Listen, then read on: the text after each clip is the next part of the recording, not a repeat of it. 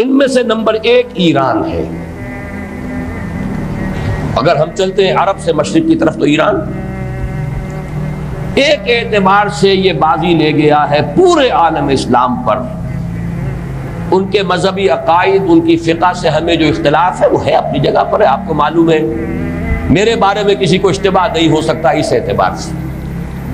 میری جس درجے دشمنی رکھی گئی ہے، جس طرح میرے سر کا جو ہے مطالبہ ہوتا تھا، 2 ہی آدمی تھے پاکستان میں کہ جن کے سر مانگے گئے، ایک کراچی کے وہ شاہ بلیغ الدین صاحب اور ایک میں.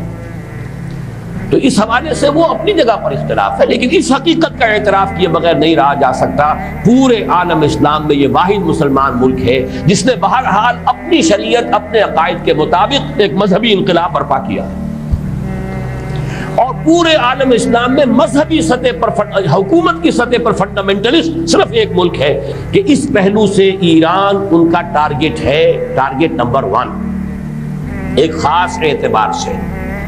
ٹارگٹ نمبر 1 ایک دوسرے اعتبار سے ہم ہیں، وہ میں بعد میں عرض کروں گا. چونکہ حکومت کی سطح پر فنڈامنٹلزم ہے اور وہ آیا ہے ایک عوامی انقلاب کے نتیجے میں، پھر ان کے پاس تیل کی دولت ہے، اس کے خلاف اکنامک سینکشنز بھی ہو جائیں تو اگر لیبیا کھڑا ہو سکتا ہے تو بہرحال وہ بھی کھڑا ہو سکتا ہے. اور نقشہ وہ دنیا کو دکھا چکا ہے کہ لڑا دے ممولے کو شہباز، یہ نقشہ بھی اس نے دکھا دیا. یہ ہے ایران کا معاملہ. نمبر 2 پاکستان. پاکستان 400 برس کی تجدیدی مساعی کا امین ہے، امانت دار ہے. پورے ہندوستان میں مجدد الفسانی رحمۃ اللہ علیہ، شاہ ولی اللہ دہلوی رحمۃ اللہ علیہ، سید احمد بریلوی رحمۃ اللہ علیہ، ان کا جہاد. پھر اس 20ویں صدی عیسوی میں یا 14ویں صدی ہجری میں علامہ اقبال جیسا مفکر، مولانا مودودی جیسا مصنف، مولانا الیاس جیسا مبلغ، شیخ الہند جیسا مجاہد حریت. پورے عالم اسلام میں ان کا پیرلل کوئی موجود نہیں. یہ 400 سال کی تاریخ ہے. اس کی امانت اور اس کے نتیجے میں یہاں کے مڈل کلاس میں فنڈامنٹلزم کا ایک نیوکلیس ہے. اگرچہ حکومت کی سطح پر کوئی پیش رفت نہیں ہو سکی آج تک، بلکہ اب تو پسپائی ہو رہی ہے، اب پیچھے ہٹ رہے ہیں.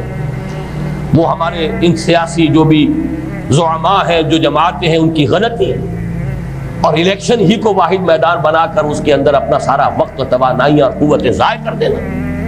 یہ ہے در حقیقت جس کا کہ یہ صدا مل رہی ہے کہ اس اعتبار سے تو پسپائی کی طرف ہے معاملہ، کسی پیش رفت کی طرف نہیں ہے. لیکن باہر والے تو دیکھتے ہیں نا کہ اندر کیا کچھ مواد موجود ہے.